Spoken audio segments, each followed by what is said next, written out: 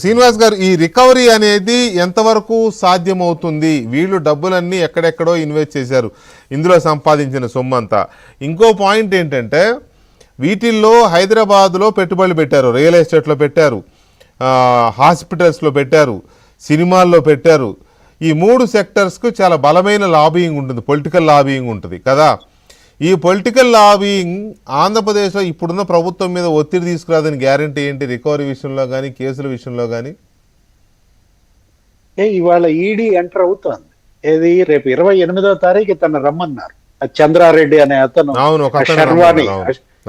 శర్వాణి అనే అతను. ఇప్పుడు ఏంటి, అతను ఎంత ఇచ్చాడు ఏంటి, డిస్టిలరీల యజమానుల వాంగ్మూలాలు చాలా మంది నమోదు చేసిందండి సిట్ కూడా.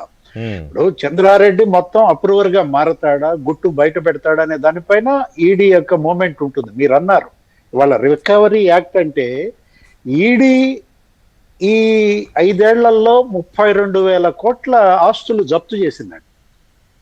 ఏది అటు విజయ్ మాల్యా, నీరవ్ చోక్సీ, నీరవ్ మోడీ, చోక్సీ వీళ్ళు ఉన్నారు కదా, లలిత్ మోడీ, ఆర్థిక నేరస్తులు ఇక్కడ బ్యాంకులకు ఎగ్గొట్టి పారిపోయారు.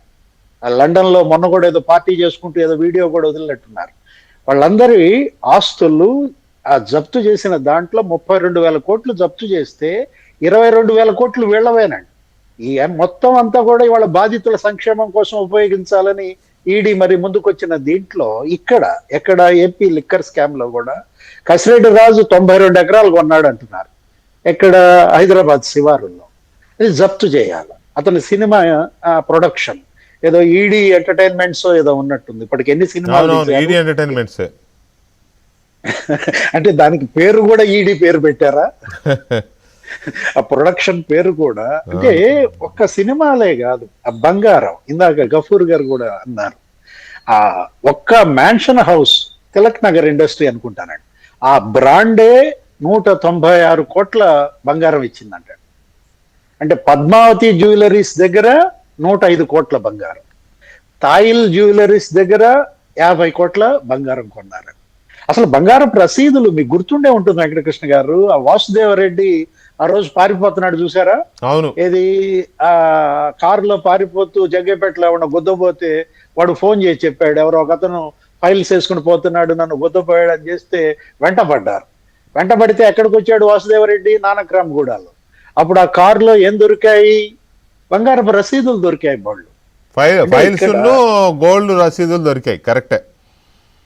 అంటే ఇప్పుడు వీళ్ళు కొన్న బంగారం మొత్తం జప్తు చేయాలి. అంటూ ఈ కొన్న భూములు, అదేదో ఈవీ ఇండస్ట్రీ కూడా ప్లాన్ చేశాడంట కసిరెడ్డి రాజు. ఏంటి అది డిఆర్ఈ ఈవీ అని చెప్పి ఆమె ఎవరో ఐపాక్ అతను ఎవరో ఉన్నాడు, సత్య అనుకుంటాను, వందన అర్పిత్ ఆమె పేరు అనుకుంటాను నేను, మన మీడియా కథనాలు. అంటే ఆ డిజైన్, ఆ బ్యాటరీ, దానికి సామర్థ్యం అదంతా కూడా ఆమె ప్లాన్ చేసిందంట. ఐపాక్ సత్య భార్యనో ఏదో విన్నాం. అంటే ఆ పేరు కూడా వాళ్ళ పేరుల్లో ముందు అక్షరాలతో పెట్టుకున్నాడు. ఆ ఈవీ ఫ్యాక్టరీ ఏదో ఎలక్ట్రిక్ వెహికల్స్ అనుకుంటానండి. ఏది డి అంటే దివ్య రెడ్డి అనుకుంటా, ఆర్ అంటేనేమో రాజ్ కసిరెడ్డి, ఈ అంటేనేమో ఈష్ణవి కూతురు అనుకుంటానండి. ఆ డిఆర్ఈ ఈవీ ఫ్యాక్టరీ పెట్టాలనే అంటే ఏంటంటే ఎక్కడి నుంచి వచ్చింది ఈ డబ్బు వీళ్ళందరికీ? స్టీల్ ప్లాంట్లు పెడతారా టాంజానియాలో? జింబాబ్వేలో ఫుడ్ ప్రాసెసింగ్ ప్లాంట్లు పెడతారా? ఐవరీ కోస్ట్ లో మైనింగ్ బిజినెస్ చేస్తారా? మీకు గుర్తుందా వెంకటకృష్ణ గారు, ఎన్నికలకు ముందు పెద్దిరెడ్డి రామచంద్రారెడ్డి ఇక్కడి నుంచి తన ఎక్విప్మెంట్, తన టిప్పర్లు, తన యొక్క సామాగ్రి అంతా ఆఫ్రికా పంపిస్తున్నాడు అన్నారు. మీడియాలో మనం స్టోరీ కూడా చూసాం. అప్పటికి ఇంకా ఫలితాలు రాలేదు. దానికి పెద్దిరెడ్డి కూడా ఖండించాడు అప్పట్లో. ఏమని? అసలు మేము ఓడిపోయే ప్రసక్తే లేదు, ఇంకో 30 ఏళ్ళు మేమే ఉంటాం, నా బిజినెస్లు ఆఫ్రికాలో ఉన్నాయి, అక్కడికి పంపిస్తున్నా నా పిఎల్ఆర్ టిప్పర్లు అవి అన్నాడు. అంటే ఏంటి? ఆఫ్రికాతో వీళ్ళ వ్యాపారాలు, అటు యునైటెడ్ అరబ్ ఎమిరేట్స్ తో, మీరన్నారు యూరప్, అది ఎక్కడ ఫ్లైట్ కూడా వేసుకెళ్ళాడు, ఎక్కడ అతను ఒక రోజు తిరిగాడు, అసలు ఎక్కడ ల్యాండ్ అయిందో కూడా తెలియలేదన్నారు. ఆమ్స్టర్ డామ్ అనుకుంటాను. ఆమ్స్టర్డామ్ లో దిగారు, అక్కడ నుంచి ఎట్టు వెళ్ళారో తెలియదు కొన్ని గంటల పాటు. సాయిరెడ్డి రేపు వస్తే గానీ చెప్పాడు. అదే సాయిరెడ్డి బట్టలు ఇప్పుతానంటున్నాడు. మరి చూడండి, 10 రోజులు ఏదో బిజీగా ఉన్నానన్నాడు కదా. సాయిరెడ్డి వెళ్ళాడు, ఏదో ఆశ్రమంలో ఉన్నాడంట, వస్తాడంట. అంటే లండన్ వెళ్ళిన నాళ్లలో జగన్మోహన్ రెడ్డి లండన్ లో ఉన్నప్పుడు ఈయన కూడా లండన్ లోనే ఉన్నాడు. అవును సాయిరెడ్డి, పొన్నవోలు సుధాకర్ రెడ్డి కూడా ఉన్నాడు అక్కడే. అవును అంటే వీళ్ళ నుంచి నీకు నిజాలు బయటకు రావాల్సినటువంటి అవసరం ఉందన్నమాట. ఏదైనా ఇప్పటి వరకు జరిగిన దర్యాప్తుని అభినందించాల్సిందే గఫూర్ గారు అన్నట్టు. కానీ జరిగింది ఎంత, కేవలం పావలాయే. ఏది ఇంకా ముప్పావల వెలికి తీయాల్సిందనమాట. 3,500 కోట్లు కేవలం ముడుపులేనండి. 50,000 కోట్ల మనీ లాండరింగ్ జరిగింది.